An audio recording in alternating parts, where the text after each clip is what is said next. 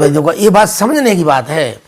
आप बच्चे जानते हैं, मैं पहले आपसे पूछ रहा हूँ, आप जो जानते हैं आप बता रहे हैं, फिर मैं जानता हूँ मैं बताऊंगा, बात ये है ना, तो बात क्लियर हो जाएगी।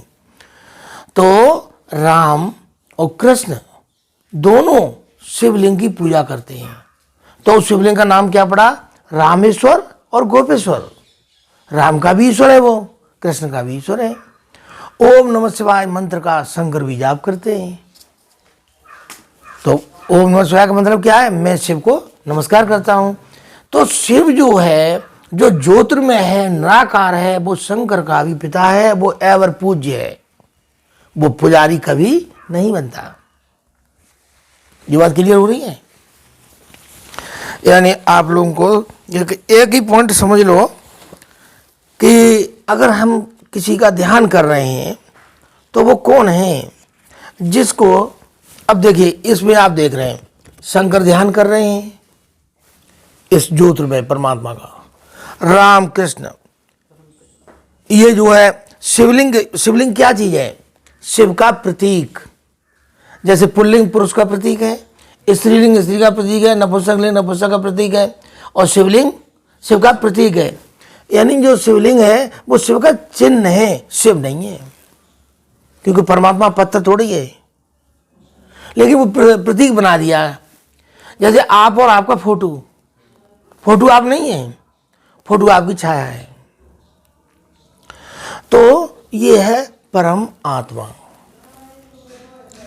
जनगण मन अधिनायक जय हे जन समूह के मन के अधिनायक तुम्हारी जय हो। तो वो जन समूह के मन का अधिनायक कौन है? परमात्मा।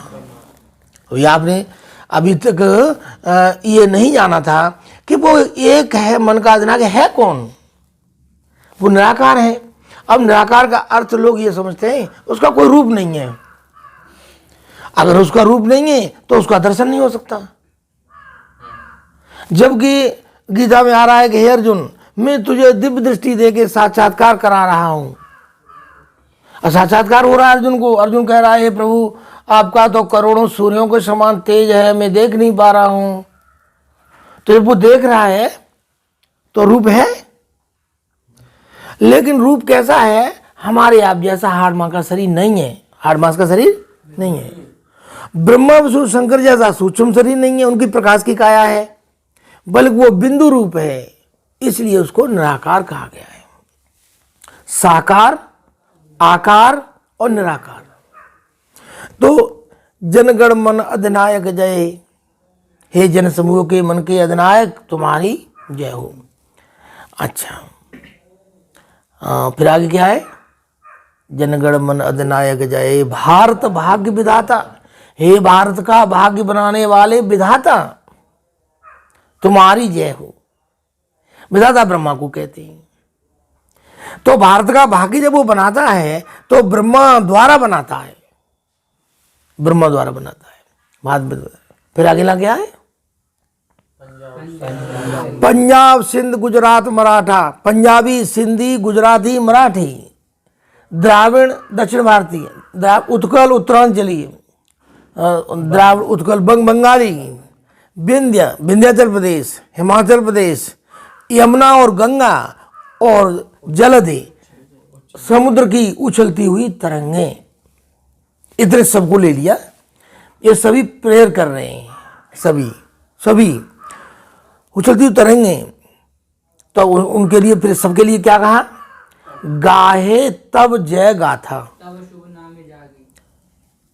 गाहे जब गाएं तो तुम्हारा जयगान गाएं, तब शुभ नामे जागे, तुम्हारा शुभ नाम लेके जगे।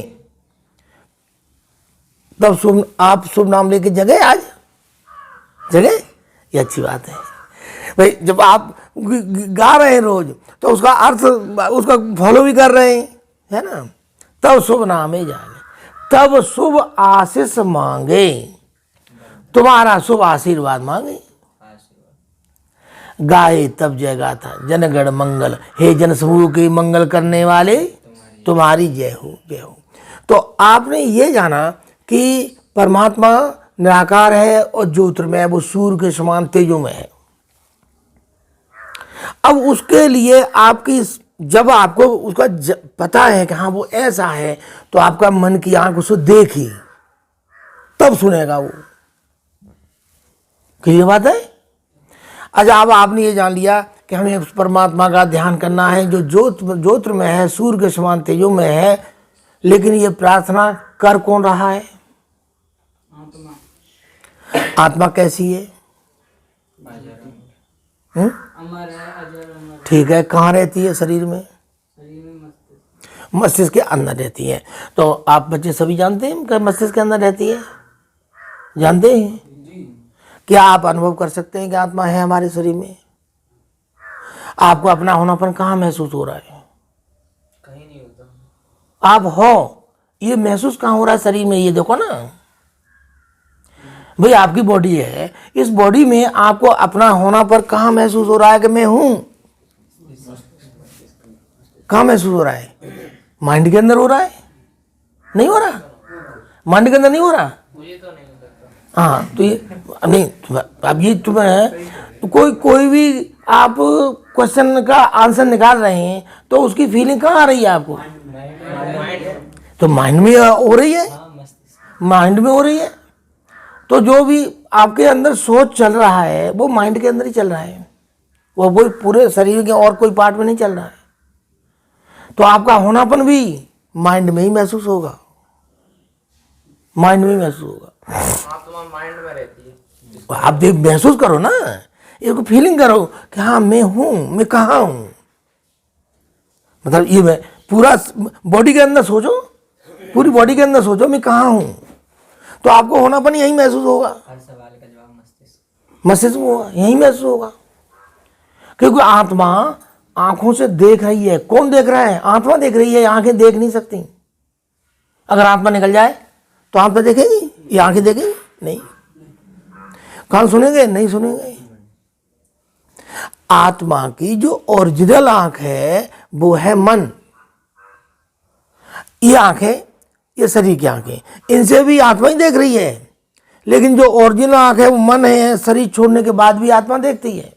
और सर, जब व्यक्ति कोमा में चला जाता है तो आत्मा कहाँ चली जाती आत्मा माइंड के अंदर रहती है और वो साइलेंस हो जाती है, उसका नर्वस सिस्टम से कट ऑफ हो जाता है। है?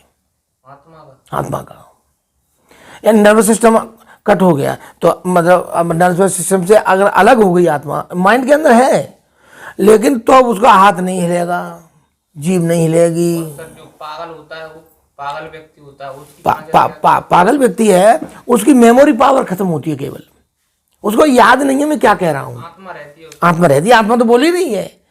भाई पागल कहाँ रहेगा जब आत्मा चली गई? तो आत्मा कुछ जानती नहीं फिर। भाई आत्मा जानकारी, उसकी मेमोरी पावर, जो उसकी शक्ति है ना, कई 8 शक्तियां हैं उसके अंदर, तो जो मेमोरी पावर है वो चली गई है। वो बात कर रहा है, आपको गालियां दे रहा है, अच्छा भी बोल रहा है, बुरा भी बोल रहा है, लेकिन क्या बोलना चाहिए क्या नहीं, ये विवेक शक्ति चली गई है उसकी। बात समझ रहे हो? विवेक शक्ति चली गई उसकी। और नहीं, जो भी अगर क्वेश्चन नहीं करेंगे तो आपको समझ नहीं आएगा। ठीक है, आप बोलेंगे नहीं तो आपको समझ में नहीं आएगा। आप क्वेश्चन करेंगे, मैं आंसर दूंगा, तो कोई बात हो सकता है क्लियर हो जाए। ठीक है, तो जो मैं आपको ये समझाना चाहता था कि जो आत्मा है, आत्मा भी ऐसी है। मरने के बाद कहाँ चले जाती है आत्मा? पहले बच्चे ये तो जानो कि आत्मा कैसे है शरीर में, है ना? चलो चलो ठीक है। देखो, पहले ये तो जानो कि हम बात कर रहे हैं प्रार्थना की। तो जो प्रार्थना आप कर रहे हैं तो करने वाला अपने आप में टिके पहले, तब उसको याद करें जिसे याद कर रहा है। सबसे पहले तो आप ये जान रहे हैं कि मैं बॉडी नहीं हूं, ये शरीर नहीं है। आप इस शरीर में जो आत्मा बैठी है वो जो है कैसी है? वो ज्योतिर्मय है। अब आप देखो, ये माइंड है, माइंड के अंदर ये आत्मा है। अगर आप अपनी मन की आंख से माइंड के अंदर अपने आप को देखते हैं कि मैं ज्योतिर्मय आत्मा हूं, उस समय आपकी जो स्टेज होती है वो होती है सोल कॉन्शियस स्टेज। अभी आप बॉडी कॉन्शियस हैं, आप अपने आप को मान रहे हैं कि मैं एक लड़का हूं, यही तो मान रहे हैं। लेकिन ये लड़का नाम किसका है? आपकी बॉडी का नाम है। और जो इसमें जो सोल है वो लड़का लड़की नहीं है, एक एनर्जी है, एक पावर है। जब आप अपने शरीर की स्थिति में हैं तो शरीर की जो क्वालिटी है वे आत्मा में विराजमान हो जाएंगी। आत्मा की क्वालिटी अलग है, शरीर की क्वालिटी अलग है। शरीर की क्वालिटी काम क्रोध लोभ मोह अहंकार है, और आत्मा की जो क्वालिटी है वो है प्रेम, पवित्रता, सुख, शांति, शक्तियां, ज्ञान और आनंद। ये आत्मा की क्वालिटी है। लेकिन ये चीजें उसके अंदर फलीभूत कब होंगी? जब वो सोल कॉन्शियस हो, वो आत्मा की स्मृति में हो और परमात्मा का ध्यान में हो, तो ये सातों क्वालिटी उसकी बढ़ेंगी। तो जब अब जैसे आप विद्यार्थी हैं, आपको मेन जरूरत किस चीज की है? एकाग्रता की। एकाग्रता जरूरत है। अगर आप 5 मिनट अपने आप को इस रूप में टिक करके और इस सर्वोच्च आत्मा को याद करें, यानी सोल और सुप्रीम सोल, सर्वोच्च आत्मा, जिसके लिए आप राष्ट्रगान गा रहे हैं, जिसके लिए आप प्रार्थना गा रहे हैं, वह सत्य हमें दो दयानिधि, कर्तव्य मार्ग पर डट जावे। तो वो दयानिधि कौन है? वो परमात्मा है, एक है वो। और अगर आप सोल कॉन्शियस होकर इसकी प्रेयर करते हैं तो तुरंत उसकी आवाज जाती है आपकी और तुरंत ही एक्शन होता है वहां से। बिल्कुल एकदम ध्यान करेंगे। जैसे ही आप बॉडी भूल जाएंगे तो आप अपने के आत्मा की स्मृति में आ जाएंगे, माइंड के अंदर। और माइंड के अंदर ही, अगर माइंड के अंदर कभी आप अकेले बैठ जाते हैं तो माइंड के अंदर ही अंतर्मुखी अवस्था में, जैसे कि ये देखो अंतर्मुखी अवस्था है, माइंड के अंदर ही आप देख रहे हैं कि अपने को आत्मा और ये परमात्मा है। तो वो आत्मा ही, लेकिन वो आत्मा कैसी है? परम, सुप्रीम है। आत्मा पावर है और वो सुप्रीम पावर है। अच्छा, वो इससे कनेक्शन जुड़ गया तो आपकी आत्मा चार्ज होगी, आत्मा की बैटरी डिस्चार्ज हो गई है। अगर किसी बच्चे की आत्मा की जो बैटरी है, एनर्जी है, वो फुल है, तो उसकी पहचान क्या है? उसको क्रोध नहीं आएगा, उसको अहंकार नहीं होगा, उसकी एकाग्रता भंग नहीं होगी।